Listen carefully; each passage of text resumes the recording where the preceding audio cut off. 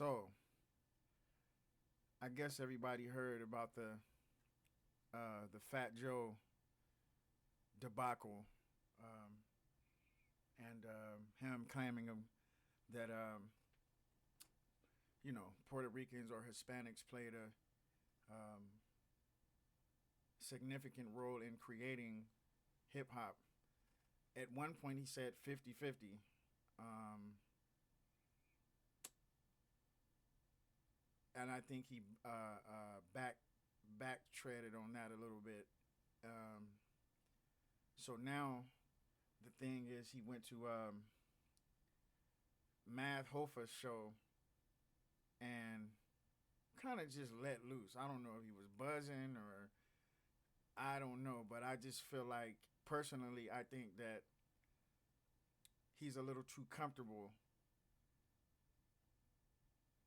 saying the N word. Everybody don't, there's some of us who accept him saying that and think it's okay. I'm not one of them who really feels like that it's okay for him to just say that like that, as if he's, you know, one of us, so to speak. Um, I'm not. I don't have a. I don't dislike him. I'm not a racist. I think Puerto Rican people are.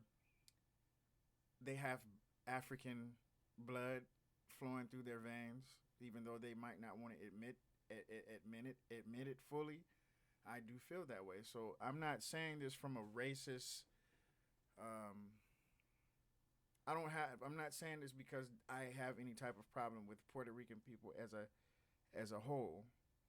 I just feel like there's lines and to be drawn. I feel like there's you have to have a certain level of respect for what other people has been through, um, especially foundational Black Americans, which that's what I am, foundational Black American, which he chose to disrespect and call us broke and you know radicals when the reason why he got his money, the reason why he made it so far in his career is because of foundational Black Americans.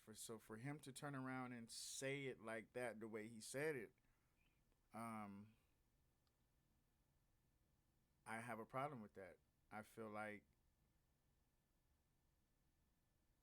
he's a little too comfortable. It's like somebody walking into your house without knocking. Oh, okay. Let me rewind that. Somebody knocks, you let them in, and they come straight in and sit on your sofa and kick their boots up on your coffee table and take your remote control and just start flicking through your TV. I feel like that's basically what he's doing. He's too comfortable. Uh,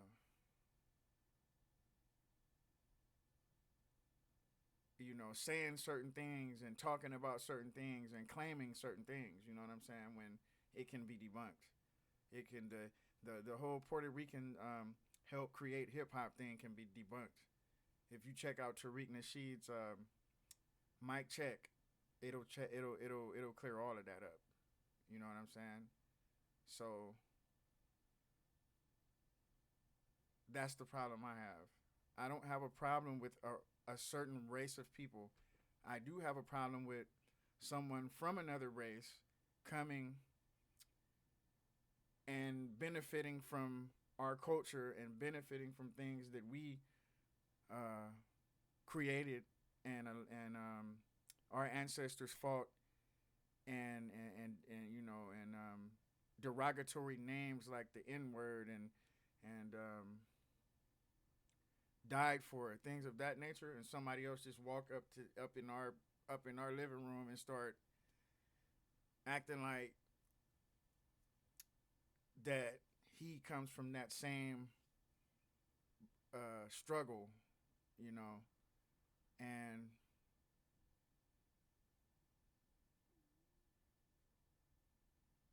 I unfortunately it's unfortunate, but it's really I blame us. I blame the foundational Black Americans That's who I blame. I don't blame Puerto Ricans. I blame us for being so damn cool all the time, being so damn accepting all the time of other certain people, right? To the point where they can just walk up into our living room and kick their feet on the door or up on the coffee table and call you a nigga, right? And call you a broke ass nigga. Broke niggas say that. Yeah, that's what he said. And we just sit there like and laugh like it's funny, like they did on the Math Hoffa show. Ha ha ha, giggling, laughing, keying, right? Instead of checking him, instead of saying like, "Yo, with all due respect, this is not the appropriate language to use around, you know, you don't have the authority to use that particular word. So I'd appreciate it if you don't come on my show and talk like that, you know." Um, that's basically how I feel about it, you know. Have you ever saw a black person, a foundational black American, go on any popular Puerto Rican podcast and call them a name that has been used to degrade them as a people? Have you ever saw a black artist, a black rapper, singer, whatever you name it, whatever you want to call it? Have you ever saw that? So this is the question to foundational black Americans. I'm talking directly to you. We don't have to agree on, I don't expect to agree with you on everything, but let me just ask you this question. Do you think it's okay for us to be so accepting of people that are not of our lineage, right?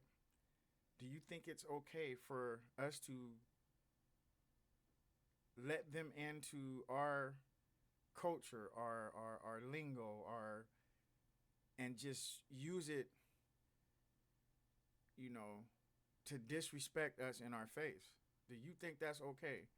Do you see us doing that to anyone else? If the answer is no, then why are we so accepting of someone else doing it to us? Just think about that. I mean, you know, it is what it is. Like, so this has definitely sparked a flame within me. It's not only that. It's like it's not this is not really, to be honest, it's not even all about Fat Joe. It's deeper. To me, it's bigger. It's a bigger issue than just Fat Joe. He's just the poster boy right now at the moment. He's just the, you know what I'm saying? But it's a little deeper than that. But that's for a whole nother show. But Lord Jamar, man, I'm 100% with Lord Jamar on this situation. He should have never disrespected the God. He should have never disrespected the man. To say he was one of the wackest people on Brand Nubian when he was my favorite person from Brand Nubian. They all good though. I love all Brand Nubian. I grew up off of them. I love, man. You cannot talk about Brand Nubian. Like you shouldn't have anything negative to say about Brand Nubian. Who are you? Who do you think you are? Right? But Lord Jamar is my favorite Brand Nubian. So I really took that personal when this dude talking about he the wackest dude from Brand Nubian. Like, I'm not trying to compare the Brand Nubian members because I loved all of them. But Lord Jamar it was my personal favorite. So for him to get up there and say that, and then these Negroes in the back kikiing, kick, like, bruh. So yo, we are we're destroyed. We're a destroyed people. We're a divided, destroyed, confused, self-hating, self don't we don't love us enough. Like I could just go down the list of what's going on. But to sit there and just see that and laugh at it, you know, that anger, that I was mad as hell. I'm gonna keep it real. Like I was hot. Like you know, and it makes me question the whole. Makes me question stuff about the math hoffa. Like, bruh, you gotta you for clicks and likes. Don't degrade your. Don't allow your people to be degraded and disrespected for clicks and likes, for popularity, for and a lot of these people do that. You know, um, of course, black foundational black African Americans created hip hop. Did other people come and contribute? Did other people come and promote? That's what to me. That's what the Puerto Ricans. I don't have to be from Brooklyn to know hip hop. I don't have to be from Brooklyn to know the history of hip hop. I grew up with it too. I'm 46 years old. I grew up with it too, right? I don't have to be from Brooklyn to know the origins of hip hop. So for people to say that, oh, you ain't from the Bronx or Brooklyn or I don't have to be from none of that, to know what I'm talking about. I lived it. I've witnessed it with these eyes. You feel me? So I'm tired of these talking points that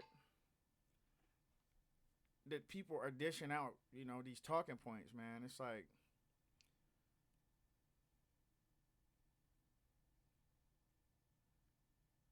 and when you do research or if you really listen to what they're saying and you do research on what they're saying, the truth you'll find out. You'll find out. Did Puerto Ricans um, contribute to hip hop? Yes, they did. They contributed. They contributed to. They promoted. They became a part of the culture. They became a part of the culture that already existed, though. The culture, it already existed. They became a part of something that already existed. They didn't help create it. Period. Or no other. It ain't just about Puerto Ricans. This is not a bash Puerto Rican thing. No, I don't have a problem with Puerto Ricans, but let's just, to me, Puerto Ricans are more, um, I feel like we live in the same communities, we breathe the same air, we have some of the same struggles. If anything, we should be trying to stick together. We should stick together. Um, but don't lie, right? That's what we're saying. That's what us foundational black Americans are, because y'all wouldn't let us do that. Y'all wouldn't let us come into y'all's podcast and y'all's social media realm and world talking about some stuff that ain't true, that you just know ain't true because you grew up and you saw it and you just know ain't true. Y'all wouldn't let us do that. So what makes you think that it's okay for you to do it? See, this is not a race thing. This is not a race thing. This is not about race. It's really not. It's about hip hop and the origins of hip hop and its culture. That's what this is about to me. That's what it's about. So all these people trying to make it a race thing and, oh, you're racist and this and that. No. Black people can't be racist. Racism is you have to be able to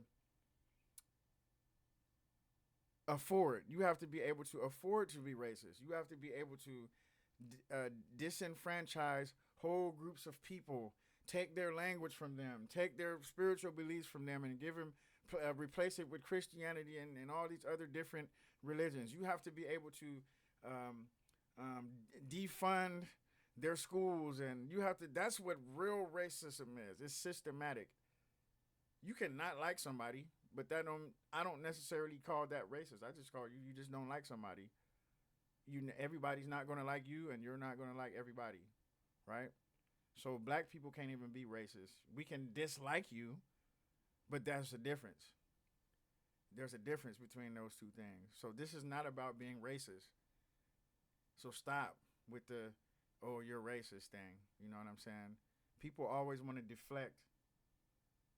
They always want to deflect, right? They always want to call you what what they are. You know, I know you are, but what am I? That type of thing. You know what I'm saying? So it's not about race. It's just about we're to me, my personal opinion is we're too accepting. Foundational black Americans are too accepting of other people coming into our home, coming into our culture, our lives, our podcasts, our show, and then just let them take over something that we created. We're too comfortable. We're too accepting of that. You know what I'm saying? And every time we look, hip hop, look, man, like, look at how much hip hop has changed for the worse. This shit ain't changed for the better. What happened? People start who are the owners of the record labels? I ain't gonna say no names, but there's a certain group of people who own everything, who own record labels, who own everything, right? That's who running it. That's who, you know, we let them own something that we created. See, that's deeper. That's deeper than just Fat Joe. It ain't Fat Joe is just he's just he thinks he's smart. He thinks he's deeper than what he is, right? But he's just what do they call it? A useful idiot? Or, yeah, I think that's what they call it. A useful idiot. He's a useful idiot. He's being used for a purpose. And he don't even know it. I don't even think he can think deep enough to know that there's a deeper agenda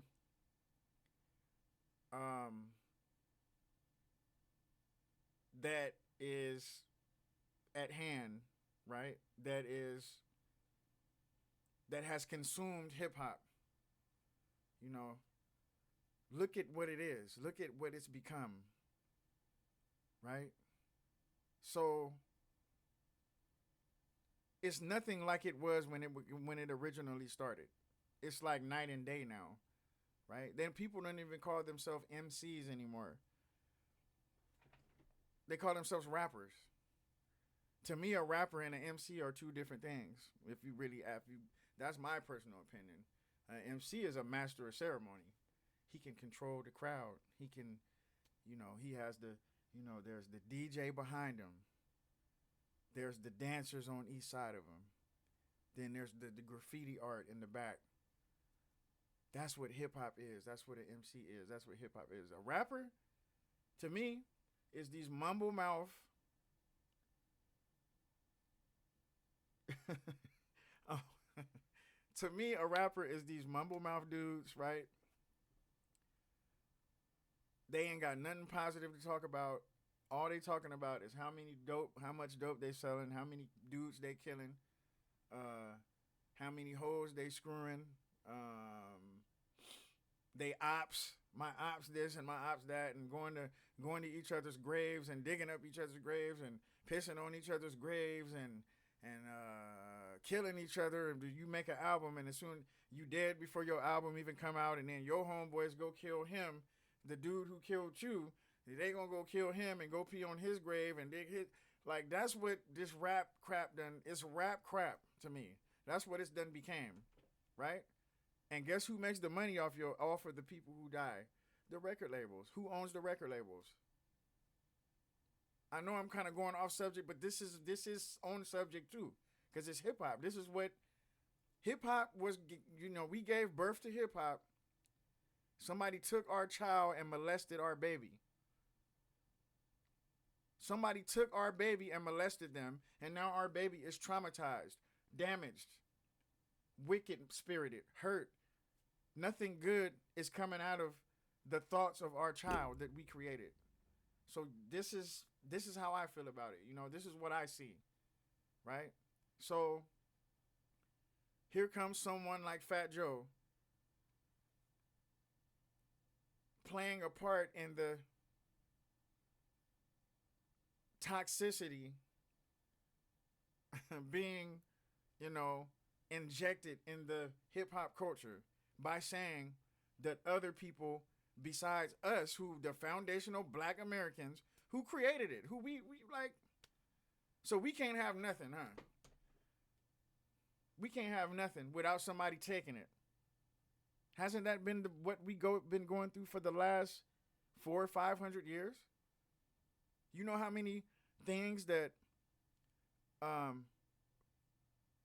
people of African descent who got brought over here has. You know how many inventions we've created that corporations are using, saying that they have it copywritten as if it was theirs that they created.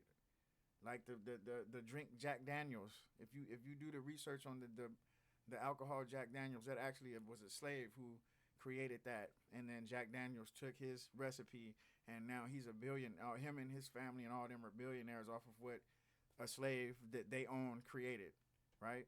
So we've been going through this as foundational African Americans.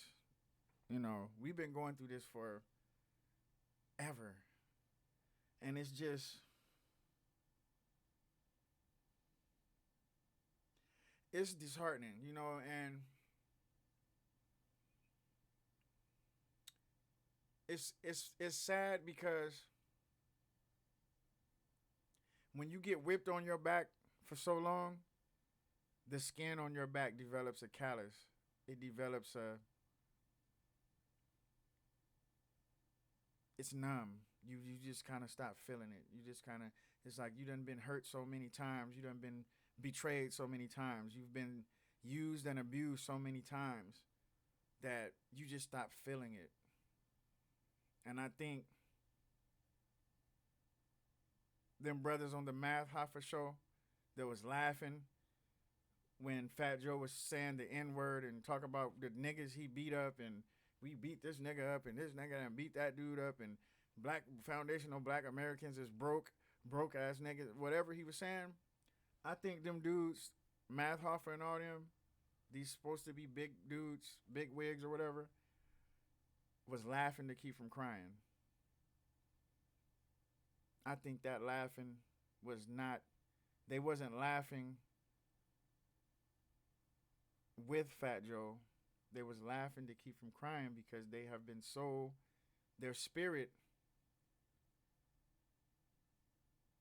has been so traumatized and beat down subconsciously to where they don't even really know that that's what it is. But I know, I guarantee you, deep down inside, they felt uncomfortable with the nigga thing.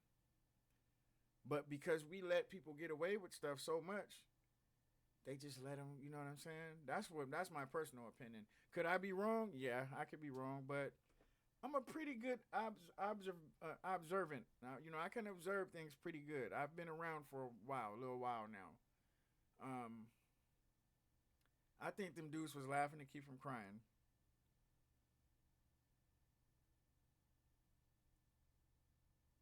I was never comfortable with whoever. For those of you who are comfortable with other people saying the N word because they grew up with you,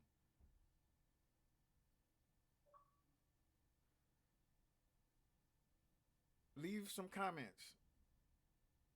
Let's talk. Let's have a conversation. It doesn't have to be disrespectful. We don't have to agree on everything. We're never going to agree on everything. But I just want to create a dialogue with you, with us. See? because it's a us, and it is us and them. We just don't know that. We're so separate. We're so separate minded. We don't know how to grasp the concept of unity, right? We want to always look at each other and be against each other. Just because you may disagree with something that I'm saying, doesn't mean that we have to be enemies. You can still be my brother and my sister, right? Look at Lord Jamar, right? I don't believe that he's a flat earther. I believe that's some of the silliest. It's so many things that proves that we're not on a flat. The Earth is not flat. I don't agree with that. I think that's pseudo information, right? But that's my brother right here, and I actually got a lot of love and respect for Lord Jamar. You know what I'm saying? I don't have to agree with him on everything, but I'm gonna protect. I got his back. That's why I'm doing this YouTube right here, this channel, because I'm gonna always have what's right is right and what's wrong is wrong at all times. I'm gonna defend what I know is right. I'm gonna speak up on what I know is right, whether somebody agrees or not. I really don't. I don't care about that. I don't care about somebody disagreeing with me. You know what I'm saying? It only makes it only creates an environment for a healthy dialogue. You know, I don't want everybody to agree with me. You might be right about something and I can be wrong. And because your disagreement, I could learn something off of what you disagree with me on, and we can come together and meet halfway in the middle. I'm that type of dude. Like we can be. There's always a way to be cool and brotherly and cordial with each other. Everything doesn't have to be beef, tit for tat, right? So I'm gonna play some Lord Jamar on the God Pod. You know, you guys go subscribe to his channel and like. You know, the brother. He's a good brother. He has good stuff. He has good material. I love his work. You know, so I'm gonna play a little bit of this because I couldn't have said it better, right? I couldn't have said it better, and so let's just check some of this out, and I'll get back with you on the other end of it. Let's see. Received, a clip today where Fat Joe went on Math Hoffa's My Expert Opinion, and you know, basically he wasn't happy with part of the foundational Black Americans, called us broke, um, and yeah, he called me a Looney Tunes. Um, I know. Hey, Nubis, come on, man. Going a little crazy right now, bro. Gotta fucking relax. Nubis, wake the fuck up. So anyway, yeah, he went on there. He attacked foundational Black Americans. He attacked me. Uh, called me loony. Said I was the wackest one, brand Nubian. Um, so yeah, let's just go by address thing by thing, really. You know what I mean? And see. So at one point he said the foundational Black authority, or he said whoever those broke niggas are, right? So that got me to thinking, right? First of all, a lot of people who are not necessarily intellectually um, astute or intellectually muscular will often resort to, name calling and people of this era love to like just talk about their money and oh, you're broke, and they try to equate it almost into intelligence, but really it's not. Um But it got me to thinking, right? Fat Joe has an album out right now. And just like how the Democratic Party kind of expected foundational black Americans to just support it just because, I think Fat Joe thinks that although he has a gripe with foundational black Americans, I think he believes that we're going to go out there and support his new venture like we've done in the past. Now, see there, I didn't even know he came out with a new album. I wonder how good it's going to do with hundreds, if not thousands, of foundational black Americans being called broke and broke niggas and all that, right? I wonder how good his album is going to do. I definitely won't support anything like that. And then he didn't even apologize. He hasn't came. You know, if you felt bad about something, you would apologize. You would be like, you know what? I should have worded that different. I should have been a little more careful with how I worded what I said. To those who I offended, I apologize. Has he came out and done that yet? No. Right? But I bet he wants us to buy that album, and it's probably whack as hell. Let's see. Well, people, I think it's time that we decide who the president's going to be. We decide who sits at the cool table and who doesn't.